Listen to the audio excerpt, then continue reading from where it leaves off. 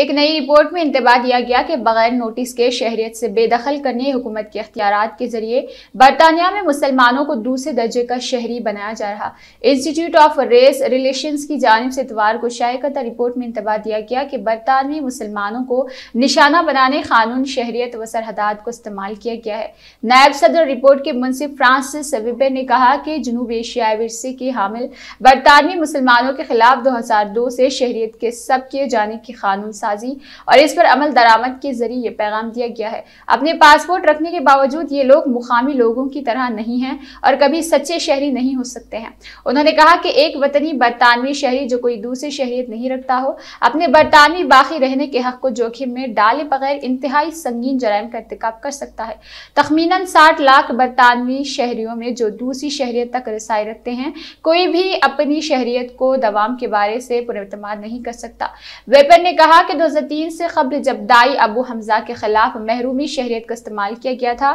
تب 30 برسوں تک اس حکمت عملی کو استعمال نہیں کیا گیا، لیکن حمزہ کی کیس کے بعد محرومی شہریت کے تقریباً 217 واقعات پیش آئے ہیں، جس میں داعش کے کمزور پڑ جانے کے بعد قابل لحاظ اضافہ ہوا ہے۔ انہوں نے کہا کہ اس طرح کے قانونی تفریق اقلیتی نسلی شہریوں کو مستقل یہ یاد دہانی کرواتی ہے کہ انہیں اپنے اقدام کے بارے میں غور کرنا ہوگا، اور رپورٹ کے منصف نے مبہم اور غیر مسرحہ نوعیت کے حکومتی اختیارات پر تنقید کے لیے شمیمہ بیگم کے کیس کو اٹھایا ہے۔ اس الزام کے بعد کہ کینیڈا کے ایک جاسوس نے بیگم کو ملک شام منتقل کیا تھا، برطانوی حکومت نے حال ہی میں تنقید کا سامنا کیا تھا۔ ویبر نے کہا کہ یہ کارروائی سوال کھڑا کرتی ہے کہ آیا مجروح قاچاق لڑکیوں کے تحفظ پر انٹیلیجنس معلومات اکٹھا کرنے، مغربی ایجنسیوں کی ترجیحات سے توجہ ہٹانے بیگم کی شہریت چھین لی گئی ہے، اور برطانیہ بیرون ملک گزشتہ 2 دہوں میں شہریت کا چھین لینا مسلم برادریوں کو نشانہ بنانے کے اقدامات کا صرف ایک پہلو ہے جو برطانوی مسلمانوں کے ایک مشتبہ برادری بنا دینے میں کارگر ثابت ہوا ہے۔